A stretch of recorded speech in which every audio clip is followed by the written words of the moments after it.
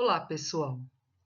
Para que a gente possa dar andamento à nossa matéria, é muito importante agora definir alguns elementos de circuitos elétricos. Nós vamos começar a estudar os circuitos. Então, primeiro a gente precisa entender alguns elementos que são muito importantes. Vamos começar com a própria definição de circuito elétrico, né? Circuito elétrico é um caminho fechado, constituído por condutores, pelo qual passam as cargas elétricas, ou seja, circula a corrente, ok? Nesse exemplo aqui, eu coloquei um circuito bem complexo, bem mais do que a gente vai utilizar nas nossas aulas, mas para a gente ter uma ideia. Então aqui eu vou ter, ó, tenho 3 fontes, inclusive, nós vamos ter corrente circulando em todos os trechos desse circuito, ok? Mas lembre-se, sempre tem que ser um caminho fechado para que a corrente possa circular, tá? Que outra definição que é importante? Ramo. Então, o que é um ramo de um circuito? É um trecho desse circuito constituído de um ou mais bipolos ligados em série. Então, vamos entender. O que é um bipolo? Um bipolo é um dispositivo que tem 2 terminais, não necessariamente polarizados, né? Mas são chamados bipolos. Bi de 2, né? Ligados em série. O que eu quero dizer com isso? Quer dizer, um após o outro, né? A conexão se dá entre os terminais. Então, aqui, por exemplo, eu tenho o R5 ligado com a fonte E3. Eu tenho 2 bipolos, eu posso dizer que GH é um ramo do circuito? Posso. Aqui ele fala, AB também é um ramo, ó, é um trechinho do circuito. Tá ligado por um bipolo? Tá. Então serve também. Tá ligado por R1. E esse trecho aqui, BD, é interessante porque, olha, de B até D, eu tenho a ligação de 2 bipolos. Veja que o fato de estar desenhado fazendo a curva não importa em nada, é a mesma coisa que se estivesse aqui reto, tá? É só a geometria do circuito. Muito bem. E aí nós temos também esse elemento que é importante, que é o nó. O nó é a intersecção de 3 ou mais ramos, ou onde há divisão de corrente elétrica. Então, para a gente poder entender, existe nó e existe ponto. E eu coloco aqui na observação. Nó é diferente de ponto. Por quê?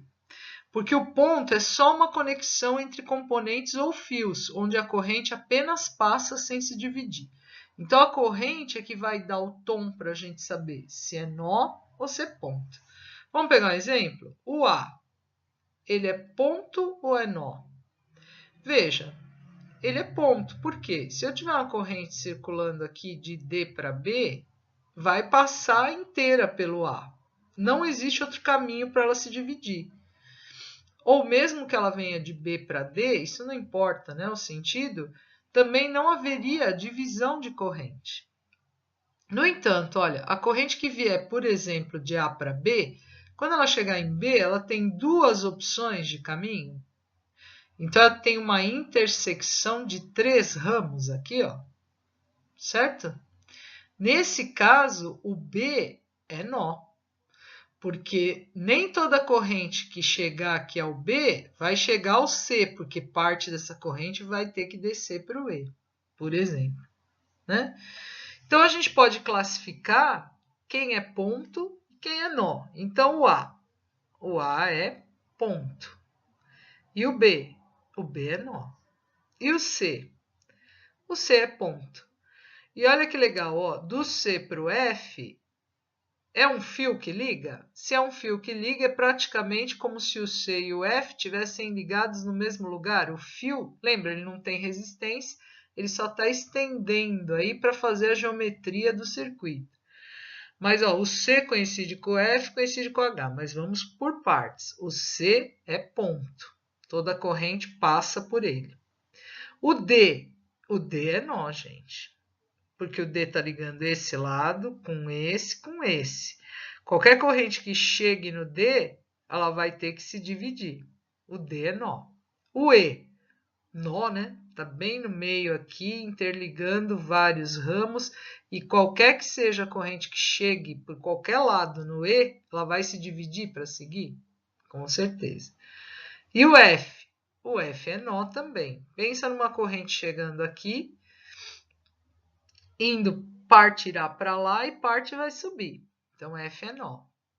Agora, e o G? Olha, o G é ponto, porque se a corrente vier daqui, ela só pode subir. Se ela descer, ela só pode seguir à direita. Então, o G é ponto e o H também é ponto. Certo? Malha. A malha é definida como sendo um polígono fechado, cujos lados são constituídos de ramos. Então, vamos entender, olha. A malha é um polígono fechado. Então, por exemplo, ó, A, B, E, D, A. É uma malha? É uma malha. Ok? Outra malha. B, C, F, E, B. É malha? É. Beleza. Você vê mais alguma? Olha, pode ser A, B, C, F, E, D, A? Com certeza. Tá? Mais alguma? Sim. D, E, F, H, G, D. E aí? Acabou? Não, eu também vejo essa aqui, ó. A, B, C, F, H, G, D, A. Essa malha ela é especial porque ela é chamada de malha externa. Percebe que ela faz o contorno do circuito. Agora acabou, né? Chega, já tem muita malha. Na verdade, não, porque se ela é um polígono, eu posso enxergar esse polígono aqui, ó. A, B, E, F, H, G, D e A. Ah, vale esse? Vale sim, tá? E claro que se vale esse, também vale esse aqui, ó. B, C, F, H, G, D, E e B. Isso também é uma malha, tá? Quantas malhas temos, então? Vamos ver?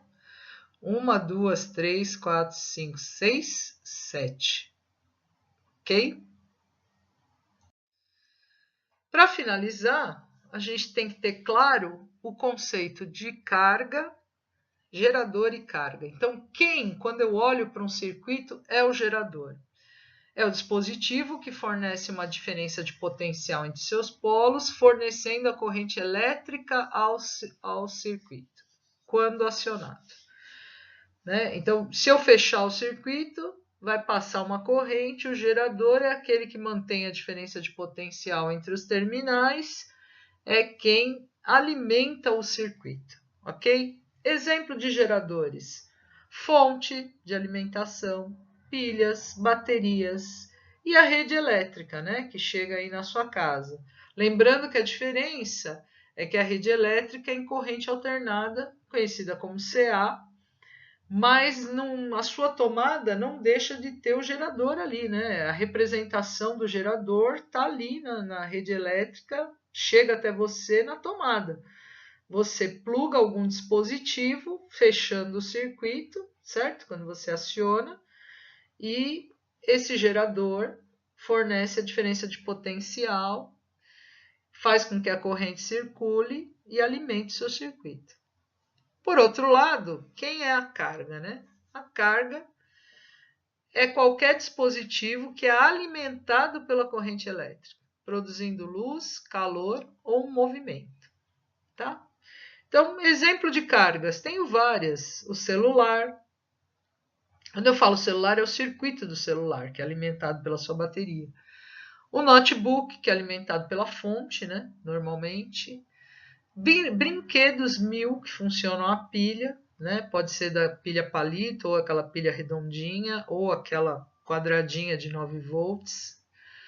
E também, se eu pensar em corrente alternada, aí eu tenho uma infinidade de exemplos, né? Eu coloquei aqui os 3: ventilador, que transforma energia elétrica em movimento, né? Energia cinética.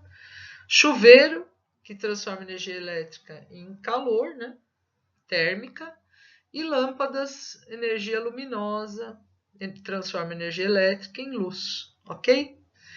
Para finalizar, aqui eu tenho o circuito onde eu posso identificar claramente quem que é a minha carga aqui, ó, são essas duas lâmpadas. E aqui eu tenho o interruptor e aqui o gerador. Então, aqui, ó, esse gerador é um exemplo, é uma bateria, né? Uma pilha aparece aqui recarregável.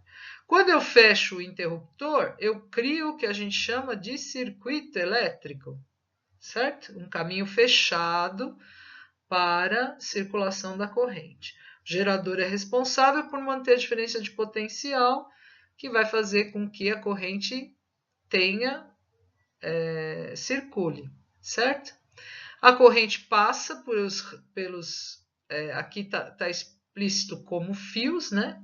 Que é o tipo de os condutores para seguir, e vai alimentar minha carga também, né? Alguns falam sobre o receptor, né? Porque eu tenho alguém que gera, alguém que recebe. E aqui eu tenho como carga as lâmpadas que vão transformar essa energia elétrica, que serão alimentadas pela corrente, em luz, ok? Energia luminosa, certo? Note que nesse circuito eu só tenho pontos, né? Não tenho nós, porque a corrente não vai se dividir, ela vai percorrer o caminho do positivo ao negativo no sentido convencional, e eu tenho uma malha só, né? Uma malha só, ok? Agora a gente tem os exercícios para refletir um pouco sobre esses conceitos e aplicá-los em outras situações. Vamos lá.